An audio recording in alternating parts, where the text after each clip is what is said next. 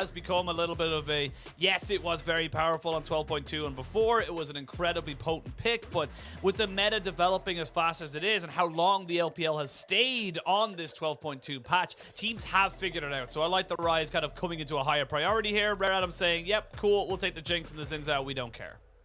Yeah, and there's the Volibear that we were kind of talking about in the last game. At least for View, we thought the Viego, well, I personally thought I would have liked to see a little bit more early game aggression coming out from the jungle. The Viego wasn't doing it for me. Beishang going back towards the Volibear will give the opportunity to kind of look for these early plays, maybe even the early dives with this Ryze, depending on the matchup in that mid lane. I think for Rare Adam, though, I'd love to see them just take the Orianna here. Or he does really well against the Ryze in the early stages, makes it super difficult for you to actually try and get in onto these roams, and sets up wonderfully for Rare Adam's kind of team fight. But again, prioritizing Cube here, maybe going for this Gwen, so probably see, you know, the Jace and the Akali band away once more from Rare Adam. Whereas for WE, I think you take away things like the Orianna in that mid lane, see if you can try and make this a little bit easier of a time, maybe even something like the Zoe or the Vex as well could be options here too. Yeah, I think this is going to be pretty decently set up. And I like the fact that we're seeing a little bit more variety from Strive as well. I do like the Nautilus ban. I think Yuyanja has been incredibly comfortable on this pick, has been one of his go-tos all split. And they're saying, look, if we could just try maybe get iBoy and Yuyanja off kilter, that could be an option here. But for the side of Rare Adam, they will have to change their mid laner. They will have to change that one up ever so slightly, but they're pretty happy with how game one went. And looking at the composition they've built for themselves, they got the MC Hammer. You can't touch this composition like you mentioned, which is very difficult for someone like an Aphelios to break through. You mentioned how the Jinx is very, you know, very aware of how they can't really get that extra bit of range onto these carries. Aphelios is kind of the same, and if he gets jumped on here, we saw him plenty of times in the last one, but he's just not going to be able to do anything in these fights. Yeah, and again, I think it's going to get even harder here, because with no Orianna ban, it feels like that's going to be the pick here for Strive in that mid lane. Sets yourself up pretty nicely. And the thing here for Rare Adam is you've got options here. Because the Nautilus was banned, you could go towards the Leona, but they're not going to. It's going to be the Rakan that they go towards instead. And now you've got great engage tools onto this Aphelios. You've got the ball delivery system if you want to go towards the Orianna here. Great matchup into the Ryze as well. Like, it all feels like once more Rare Adam, like, winning bot side of the equation. I mean, mid if you go towards the Orianna, and you kind of know already you're going to have that winning top as well, because a lot of those Gwen bans were already taken off the board, and BiuBiu was set super far behind by Cube in this matchup against the Gnar, when honestly I don't think he really should have been.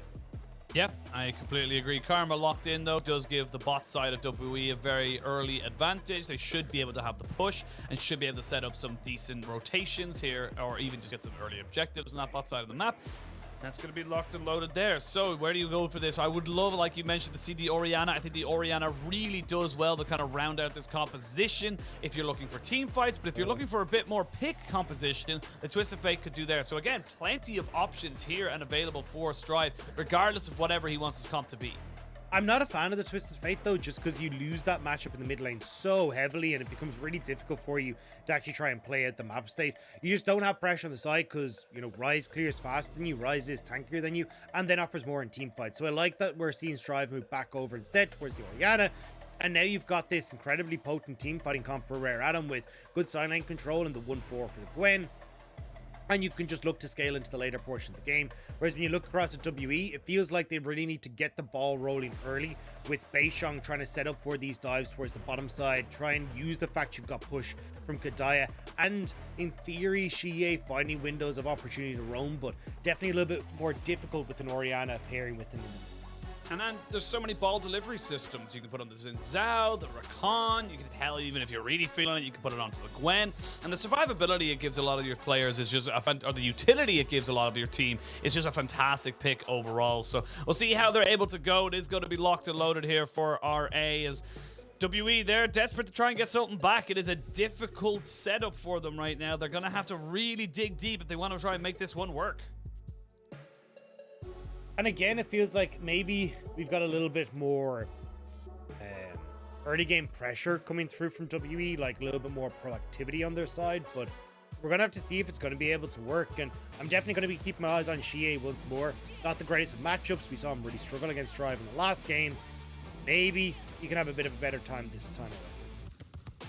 We'll have to wait and see as we wait and Just kind of find out where these two teams are going to go. Like we said, TWE struggling to find their identity. Who are they as a team? What is their starting roster? They have still yet to figure that out, and we are very quickly approaching the end of the season. RA, 4-game win streak, looking to make it 5 as they get themselves 1-0 up in this series. They'll be trying to make it a 2-0 start to the week. Now they're going to see. And honestly, I like this in WE. When in doubt, when playing standard wrecks you got to throw in something into the works. You got to be different. You got to try and make things happen because it's not going to happen any other way. I mean, there's not a huge amount here where I'm like, oh yeah, this is completely like out of left field for WE, right? You've got Ryze, probably the premier pick on the current patch, I think.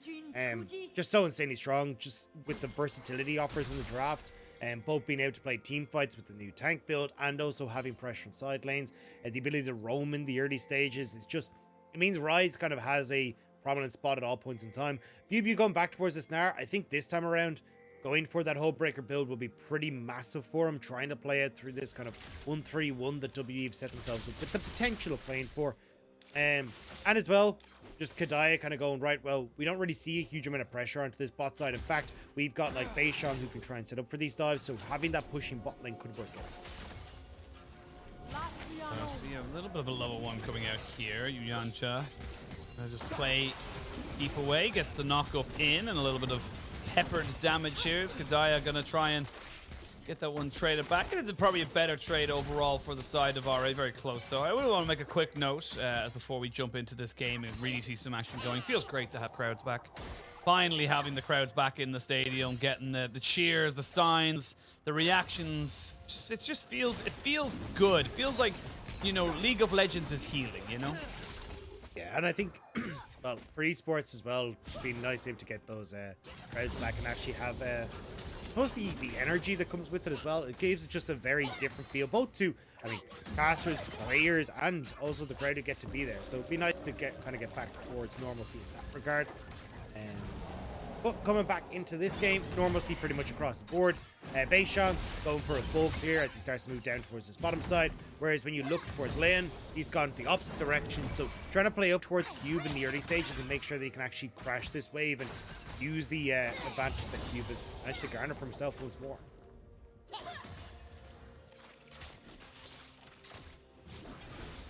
Got nothing else to say.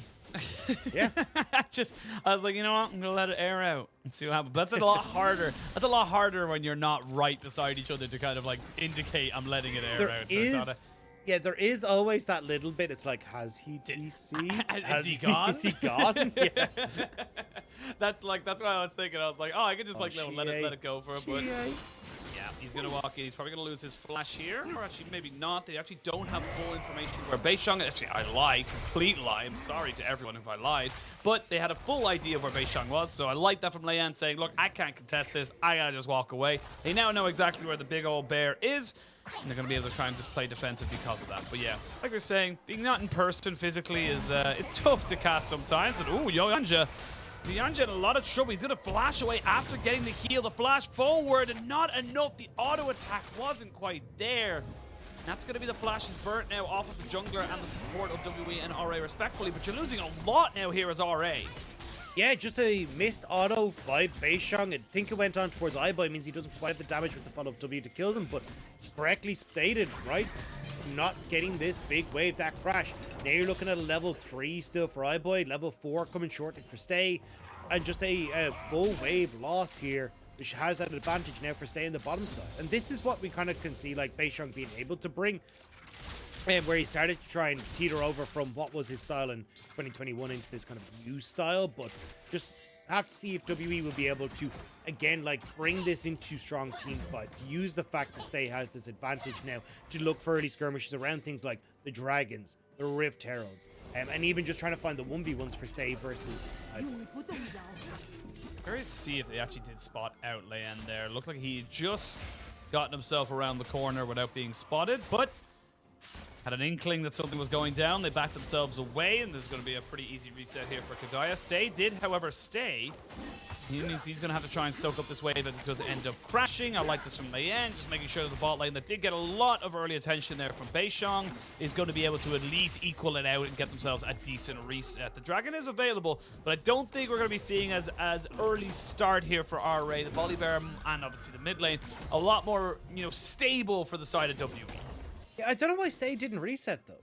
Like, he had the tempo advantage, but instead he just kind of stuck around. And, I mean, yeah, he didn't want to leave Stay. But, like, I love how you just went, all right, well, shut up. Yeah. Shut up. Because it means that now, like, Jinx gets the reset. She's come back with Noon Quiver. Stay hasn't really shoved in this bot wave, so now you get to push the wave as iBoy and might actually get a turret. If WE want to fight for Dragon, you're behind on the reset for Stay. This is actually a pretty massive mistake.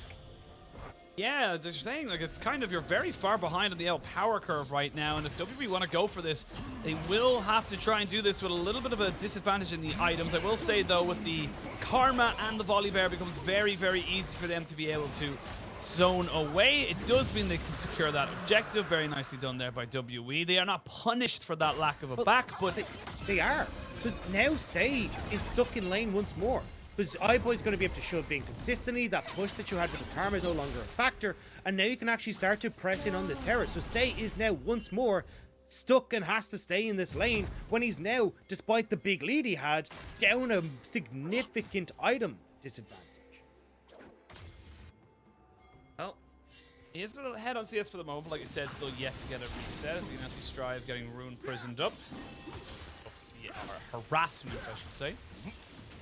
Pushing into the mid lane. This is a little bit better, I will say, from WE. A little bit. It's a lot better from WE the first few minutes of the game. A little bit more stable. They did obviously opt into the Karma as Yanja nearly made that back. A very costly mistake here for WE, but it was not to be. And it is a little bit more stable, and this is where I want to try and bring the question to you. How do RA destabilize this? They're behind on gold, they're behind on dragons. How do they look? How do they want to play the next few minutes of this game before we start getting into those big 5v5 team fights? Well, I mean, for Rare Adam, they're all right. Like, they just kind of want to chill.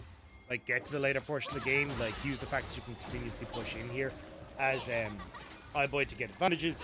Cube as well, going to be totally fine on this top side of the map. You can already see that gold lead starting to open up there. And the level 6, which are just hit by the mid jungle for Rare Adam, means it becomes a lot easier for them to take control of this mid lane. So this is where we're starting to see Rare Adam teeter across into a position where just off of the champions that they're playing, they are going to be stronger. They just weren't fully committed to that early dragon because they weren't exactly sure what the game plan was for WE. But now they're going to be totally fine as Riptail starts to spawn. iBoy, I think, making a little bit of an error with the reset timing that he has here. Going back to base, now only getting down to the bot side, which means that WE going to be able to take this Riptail, despite the fact you've got a pickaxe advantage for iBoy if they want to try and go for some. Yeah, I just feel like you mentioned, that yes, it was a back timing, faux pas, shall we say, for WE on the bot side, but it was not punished. It was not really capitalized on by RA. Yes, small little advantages of XP maybe here or there, but nothing really to be writing home about. And now RA find themselves 2 objectives down. I will say we talked about this at the start of the day. This is what Beishang does very well. The stabilization of the early game is what he is very, very good at. Where things tend to go wrong for WE is towards that mid to late game, and their decision-making coming up towards those big 5v5 team fights. And RA should be scaling up pretty nicely towards getting it. You know, they've already got their boots set up in the top lane and the mid lane. They're going to be able to have the Gore Drinker as well for Leyan. If you're wondering if he goes for Gore Drinker and then Sterax, we are still on 12.2. So we are still, that is still a very powerful combination, has not yet been nerfed, but yeah, again, nothing really untoward here for anyone on the side of RA to really be dealing with, as BiuBiu is going to be losing this matchup once again, trying to just soak up as much XP and gold as he possibly can. And the thing is, as we start to get towards those later game fights, you're kind of mentioning the mid-game errors that we see from WE. My big question is how they set up the fights, like the engages, because I personally think Kedaya has been great on picks like Rakan for it, but Xiye, they have found Leyan here, who's forced the Crescent Guard and walk away. But the engage that you're looking for is like from Beishang on BiuBiu. BiuBiu hasn't really been very strong when it comes towards these engages, and Beishang as well. Like, it is a Volibear into the composition that Random has is going to be quite hard for this Volibear to start off fights. So it feels like WE, the engages are going to be a little, or at least I'll be keeping my eye to see if they can actually get some of these clean engages off, because just the way that this composition is set up doesn't really play towards the player strengths that we oftentimes see from WE. Well, Charles has been spawned on that bot side. Leyan, though, on a long road around. BiuBiu, however, saying, cool, you go that way, I go this way, and walks himself out. Shouldn't be too hard to do. It will be a trade of a full tower. This gold lead's starting to balloon a little bit more. WE now with 1,000 gold lead. The TP is going to be committed here by the Orianna, as they have to try and just defend against a second push here from Shelly. So, good start here for WE, and RA looking a little bit, I don't want to say bewildered, but definitely a little bit slower off the mark, as we now see Leyan forced to flash away because the Realm Warp was coming. Xiye is there. 2v2 in the top side. Will land a double boomerang. So there is an opportunity here, and yep, they're going to go straight in on top of him. There's the Rune Prison. There's First Blood. Xiye making up for game one.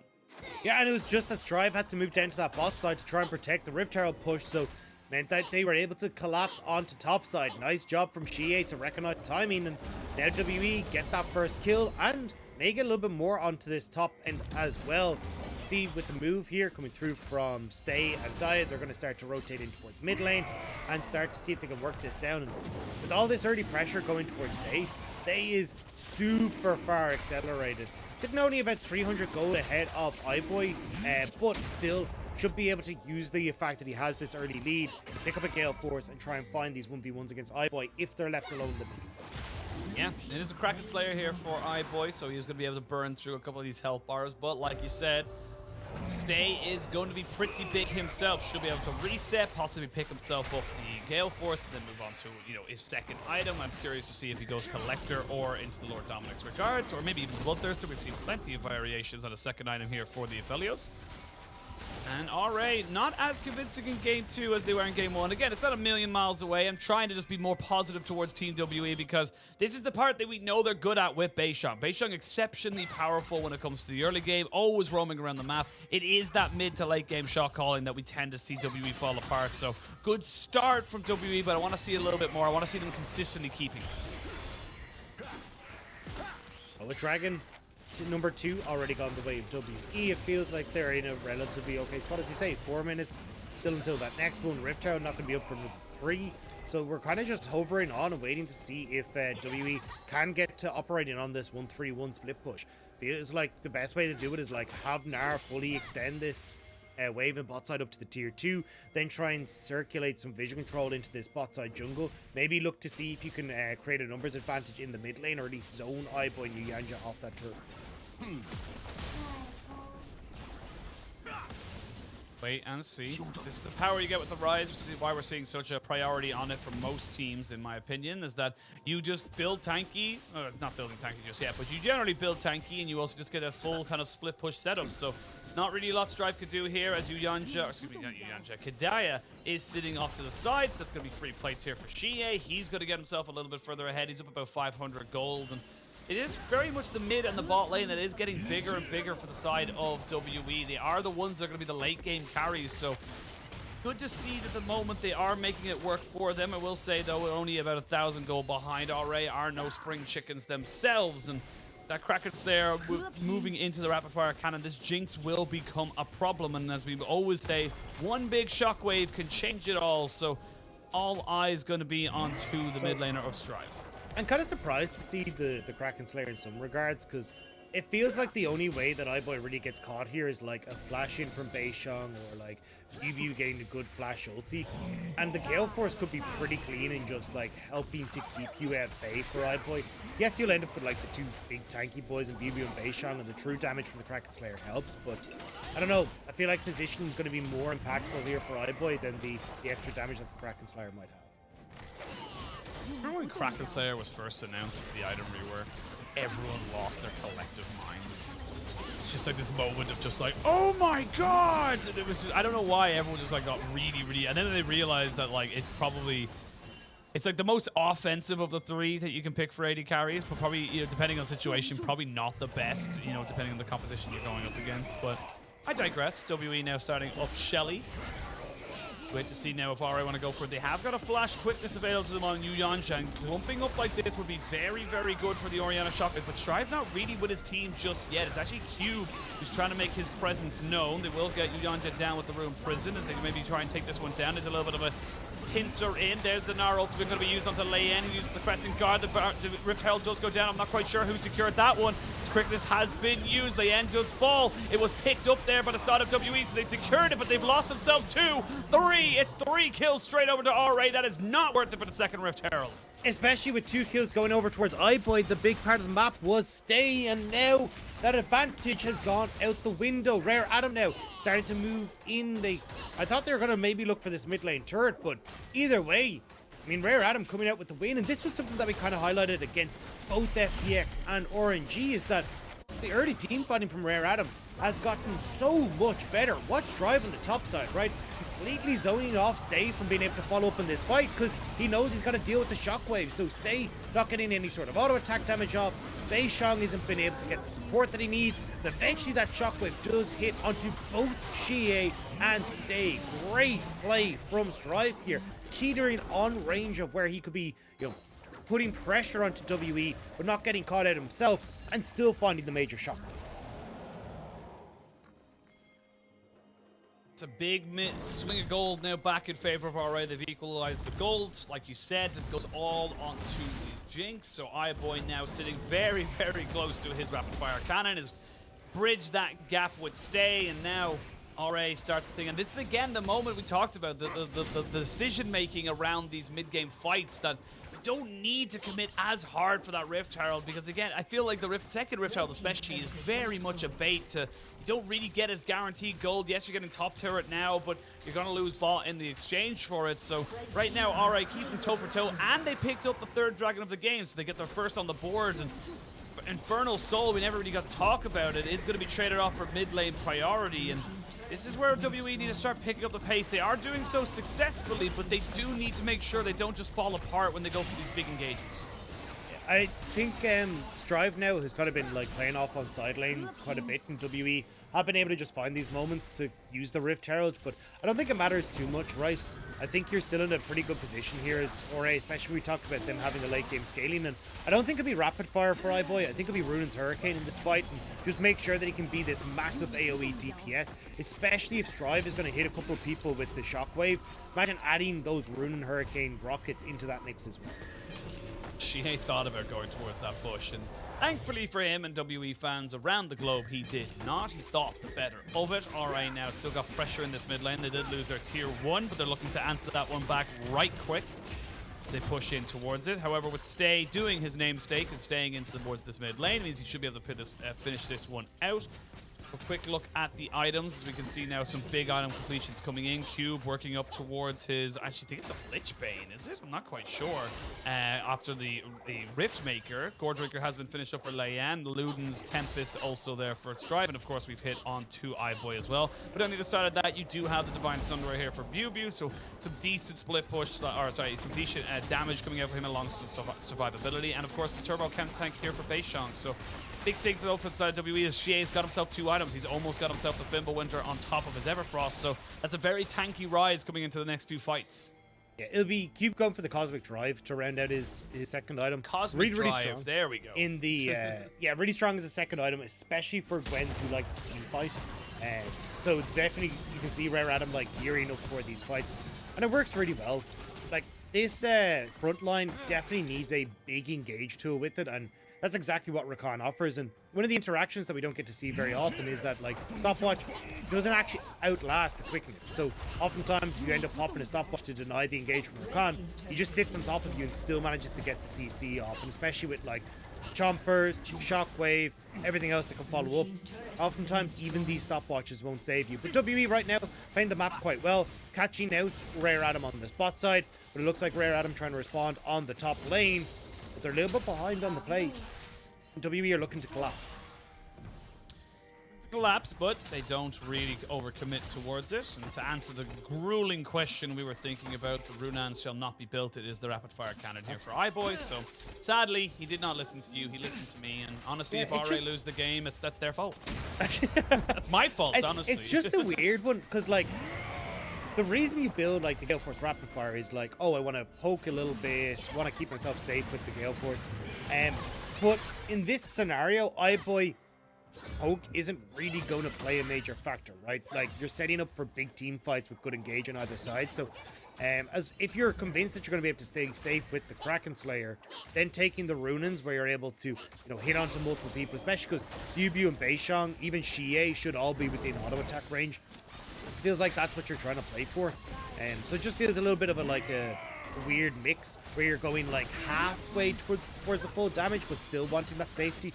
And even if you did, I'd probably go for like the other way around, Gale Force and the Runins, right? Because then you can play up and start to play aggressive. But as you see, like one auto, not really going to do a huge amount in these fights.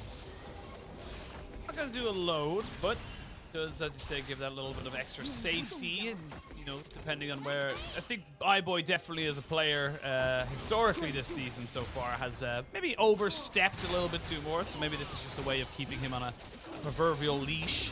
Keep him away from that, and now we wait to see with that mid lane turret going down. It is 4 turrets to 3 in favor of WE. Dragon spawning in 50 seconds. Kedaya forced to flash away from the shockwave, so don't have that cooldown for the next fight, but Strive should be, if they can delay this dragon, should have adjusted it over a minute's time. So it's going to be a little bit of a curious one here now for RA. WE moving aggressively, and this will put them onto Soul Point. This, with the Cosmic Drive just being finished up by Cube, this could be an interesting moment.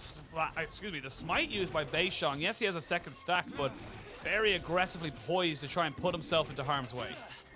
Yeah, it's a 95-second cooldown at base for the Strive's ultimate, and with a little bit of the ability haste he has, should be up just about after the dragons awake. So if Rare Adam at least can try to keep these poke at bay, stop WE from finding the initial engage, they should be able to buy time for Strive to get that ultimate back up. Yeah, and right now they won't want to fight anyways, because BiuBiu's got himself the Mega, and that's going to be started up there, the Dragon. We can see Beishang down to about 2/3 of his HP, is going to have to go in to try and steal that one up. He does get the smite down. That's going to be the Dragon secure, but how much do you lose off the back of this? The Realm Morph is going to be used, but the Volibear's already died, and now Xiye in a lot of trouble. He's been slowed down by the Zap. He's going to be able to stop Q from advancing any further onward, but that's 3 people dead for a Dragon. That could just lose you the Baron. And there you go, Strive. Great shockwave, literally just off a cooldown to set that one up. And as you say, they move over towards the Baron. 3 members dead, no jungler in sight. Rare Adam might lose the Dragon, but they get the Baron instead. And when they want to try and get control back over this game, get these waves pushing, get some of that standing gold from those tier 2 towers, this is the way to go. Yeah, and again, yes, you are on Soul Point here for the side of WE. That's great, but now you're behind on the play. You're 4,000 or maybe 3,500 gold behind as we look at how this replay went down, because it's a little bit split here from WE. Yeah, but watch Strive's cooldown on the Orianna ult. The literal second that it comes up, he just straight away just shockwaves 3 people into the mix. Beautiful timing there from Strive, and now Rare Adam are just able to chase down WE. They've got nowhere left to go. I mean, I can't really fault WE for that. There's no way you know the exact timing of when that shockwave's coming up. You have a rough estimate, but there's no way you can guarantee this time with this ability haste equals that. So not really much they could do about that one, and you can only imagine that Strive was just spamming that R button as fast and as frequently as it possibly could. As we now see the siege coming in, it's going to be mid lane, just taking a little bit of damage down to about half HP, and I feel like WE will be pretty much forced to let this one go with the next wave coming in. They have got BiuBiu with TP up in the top side. He's going to be split pushing, but they're going to lose a lot here. And don't forget that TP has a channel time, so you need to be very, very careful of when and where you put that TP in. Here we go, flash in, the shockwave comes down, they get Kedaya. Here comes the TP, but it's onto the turret. They can kill that, and it means you can't join your team. And now Beishang almost taken down. He forced a flash away, does sidestep away from the rocket, but now stay in a lot of trouble. He flashes, but not over the wall, and Strive gets himself his second kill. It's all RA. They found their go button, Dagda, and they are not stopping. And this is going to be 2 inhibitors for them. The reset's only now coming through from BiuBiu. He's super late, and there's nothing they can do. I don't know if they can end. Although, May looks to try and go for it. Kedaya up in it just a few. Gonna look for 24 minutes, but yeah, I think they're thinking the better of it. They have got Baron minions, but not a huge amount of them. Strive, though, taking a lot of damage here from BiuBiu. They'll go in, get the knock up. There's the bringer of storms, the Volibear, as he goes right back down. Has to get himself tail between his legs as he goes back to the fountain. They are picking up more and more kills. RA just turned on there from no real kind of counter from the side of WE. I mean, big mistake from WE. Now the choppers go down. They go down. They're going to try and make this one work. They've got BiuBiu going into Mega. They can get 2 more kills, but can they get anyone else? Cube is getting the resets off with Gwen, but not quite able to keep going forward. They lose 2 more, one more, but they lose 2 on the back of that. RA still very happy with that sequence of events. Yeah, that was what I was kind of saying. It looks a bit risky for Rare Adam to try and go for the end, but I don't think it matters too much. They're still going to be able to move up towards this top side and take the last turret, but great engage here from Strive. Once more, we talked about him being the MVP for Rare Adam. Well, he's standing up once again in this game. Rare Adam now just able to push forward off that shockwave and continue to bring this game home. It looked like WE had a nice start, but once more, the mid-game and the team fighting just isn't going their way. It's what we've talked about. It's why we thought it would be a little bit of an issue. Shockwave brings Kedaya down to about 1/5 of his HP, maybe even less. And that's going to be enough for them to try and back this one away. But you got super minions now in mid and bot. You could just very easily do exactly what they're doing now, which is just overload that top side, take away all of these different neutral buffs and camps, and put yourself against this team that is just not going to be able to defend against you. The thing with the Aphelios, if he doesn't have the Calibrum, he doesn't have a huge amount of range. The Ryze as well does have to walk pretty far forward in order to get that bouncing spell flux off, and they're going to try and fully engage on top of this, but you're running into a Gwen. Gwen is so nimble, so quick to be able to get out there, especially with the ghost on hand. Yanja now sitting over the wall trying to see if he can fish 4 picks. WE, this is the tower for blue side that's hardest to defend because there's just so many areas to try and wrap around. If BiuBiu goes. BiuBiu goes in. They found Orianna. That was the MVP performance we talked about, but can they get anything else more? Because there's still 2 massive carries in the Gwen and the Jinx, and the Jinx has been getting excited. They jump straight back in on top of the Aphelios and stay, trying to use the red and white guns to his advantage. They will lose Gnar. They will trade back the Gwen, and iBoy gets excited one more time. But now in a 3v2, can you defend WE? And iBoy just being able to pepper him down with range. That lethal tempo has come into play. So Xiye trying to get us out. Will use the realm warp just to get back to the safety of his base. And now the turrets are falling, Ushi. They are falling, and here we go. They're going to go straight in now on top of the Karma, who just about keeps himself alive. Kedaya is alive, but Xiye not so lucky. iBoy picks up that kill, and in a swift 2-0, RA bring themselves on to a 6-5 scoreline, 5-game winning streak. First time all split long that it's been a positive scoreline for Rare Adam, but it's been a well-deserved scoreline with the way that they've been playing over the last few weeks. This now, as you say, puts them up to a 5-win streak where they've been able to take down LG, DTT, Orange, FPX, and now WE as well. And with their ever-growing scalp collection, it's a question to see if Rare Adam can keep this form rolling